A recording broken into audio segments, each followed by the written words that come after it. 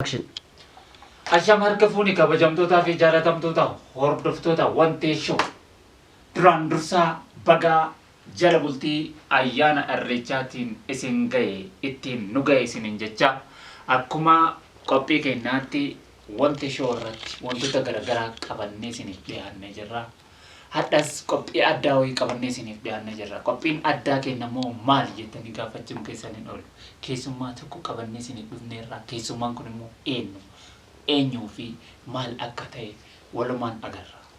San dursa immoo uffata aadaa akkana bareechee faayee kan lafa nu kaa'e immoo mana uffata aadaa gammachiis galatoomii ispoonsara keenya waan ta'eef akkasumas uffatoota aadaa uffata irreechaaf ta'uu baay'ee qopheessee waan ta'eef dhaqaa irraa bitadhaa. Isin jechuu barbaanna. Itti aansuudhaan garuma qophii keenyaatti isin dabarsuudhaaf keessummaan keenya anni hadhaa. Nama guddaa tokko isinii fideeraa inni sunis eenyu yoo jedhe immoo kallattiinumaan gara isaatti isin dabarsa. Anaa dhufu. Isinillee kanaan tan galanni rabbinaa qabu.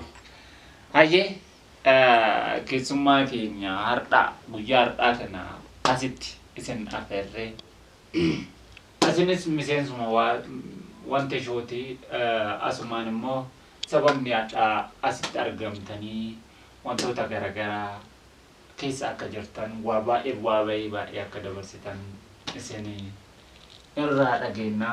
Ammaaf mee ani si beekaa namoonni biroo namoota isin beekaniif isin hin beekneef immoo eenyu jettee himattame dhaggeeffattoota keenya hordoftoota keenya waan jedhe. Haa galatoomii waan naaf feerteef yaada kiyya ture beeyta. Amma yaadni kun yaada kiyya kan yeroo dheeraa ture rabbiin immoo akkanatti mul'atuu kootiif rabbiin galanne haa ga'u.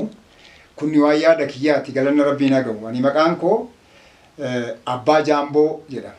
Inni duraa garuu kan dhaloota kiyyaa jechuudha. Gannaa Abdoon jedhama. Amma immoo Abbaa Jaamboon jedhama. Akkuma asitti atuu hin beektaa jechuudha. Kaan atuu naa geessita maal godha. Okay, tole Jaamboo yookaan Abbaa Jaamboo yookaan immoo Gannaa Abdoo. Ayyee, naam. Gannaa Abdoon eenyu maali? Hojiin isaa hoo mee dhaggeeffattoota keenya? Anis hin beeka. Namni immoo isin hin beekne hedduu jira. Mee Gannaan Abdoo nama akkamiiti? Mee dhaggeeffattoota keenya? Ganna silaa namatu nama hima. Amma abbaan caafillee taatuuf hima. Gannaan Abdoo an dhalate aanaa Digaluutti ijootitti kutaa tokko hanga jahan baradhe Digaluu mana barumsa Digaluu jedhama. Achii kaasee immoo aanaa Digaluutti ijoo Saguree kan jedhamu 8 achi baradhe. Bara 1974 Cilaaloon kutaa 9 fi 10 bare. Achii ol immoo 11tti dabarraan bara 19 ni yaadadha. 1971 mana barumsaan deganaa kutaa 11tti high schoolittiin deebi'e. Isa hin xumure. Eega xumure iddoon keessa lixee kun seenaa namaa himuu ta'a baay'ee ture. Qabsoo kanallee ture jira. Bara 1983 Haramaa Yuunivarsiitii baradhate Heelzikeerii oduu baradhu mootummaan ni jijjiirame. Yaadigiin dhufe jechuudha Addawaawii. Amma inni kan dhufe anachumaan qabsoo seenee OED keessa ture, OPDO keessa ture, Harareen ture, na beeku warri hidhatu marti. An uumamuma kiyyaan maal isinitti fakkaate? Uumamuma kiyyaan daa'ummaa irraa qabee mana barumsaati irraa qabee yeroo san kinatii jedhama yeroo dargiin beektan hawwisoo. Amma isa gandi kiyya ganda jammuutitti dalagaa ture namni muluun na beeka. Nan barreessa walaloo nan barreessa. Tini hin jiru beektaa yoo san saabamaan barreessa jechuudha. Hawwii agogidaadhaan barreessa lakkoo saabaadhaan. Walaloon kiyyuma. Sagaleelleen kiyyuma. Yedaloonis kiyyuma beekte. Diraamaa yookaan dooyii jennama amma. Isa hunda dalagaa. Achumarraa inni dhufee mana barumsaatittis walaloo waan adda addaa odoo deemu. Kutaa waraanaa immoo achi jiraachuun koo Arsii Kifilexoor jedhama. Kutaa waraana Arsii jedhama Dadaritti. Astawaaqii hawwisoo kutaa waraanichaa san ture beektaa beeksisaa ture. Inni immoo dandeettii kiyya kana ifa baasa. Anachirraa deebiituma as ga'ee jira.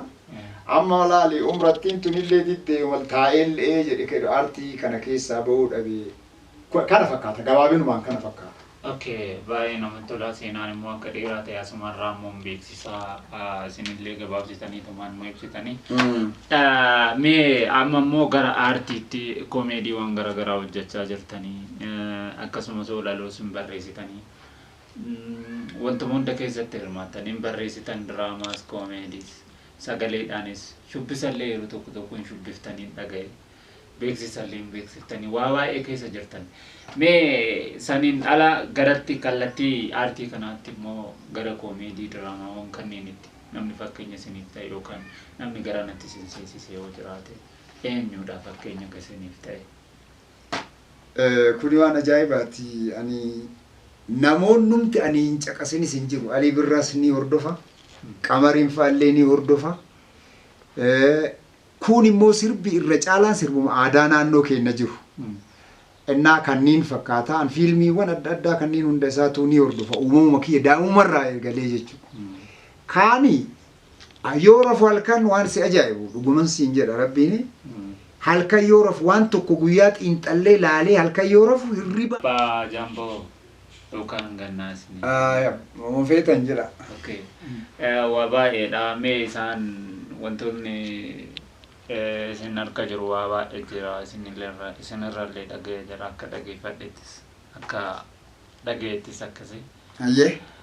Mee waan tokko nuun jedha hordoftoota keenyallee bashannansiisuuf akka numatti haasa'u osoo hin taane akka bu'uura nu faana aga dhumaatti akka bu'an mee waan tokko nuun jedhaati. Waan tokko yoo jedhamu. Walaloo yookaan sarbasaa ta'u waan tokko nu affeeraati. Amma beeytanii duraan han barreesse takkatu jira. Yoo sani umriin kiyyallee akka ammaa kanaa miti tan turte wayitu jira beeytanii gadi namoonni baay'een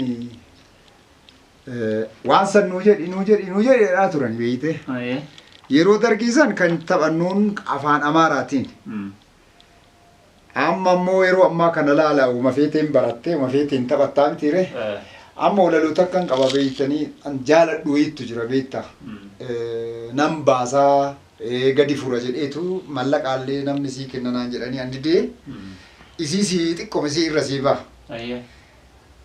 Ya shaggiti ya shaggitu bareedarsi harkumaa kan kee minaarra marse haatu magaalleetiya halkanii guyyaa sumanaa wayya na dinqisiisa oomaan rabbiiti ijji kololoo cuquliisaati tafunyaan aliifa kitaabaati hidhii diimatti akka cirriitti karruun baqaysaa kottee jabbiiti yoo argu mara natti seeqatti hintal Oromoo kullee magaallee Arsii Asallaa Saguree Lolee keessa guddattee xiijoommaan kula kullee digaluu tamboora jalaa martiin kee dheeraan farda sakaala. Okay, naan jennaan si fudheen gala kana qeerroowwan ittiin gammadanii fi hojii yoo geessanii kan baay'ee urgaa baay'ee waan kana fakkaata kun ka ture an jaalladha. Baay'ee namatti tola. Ayyee.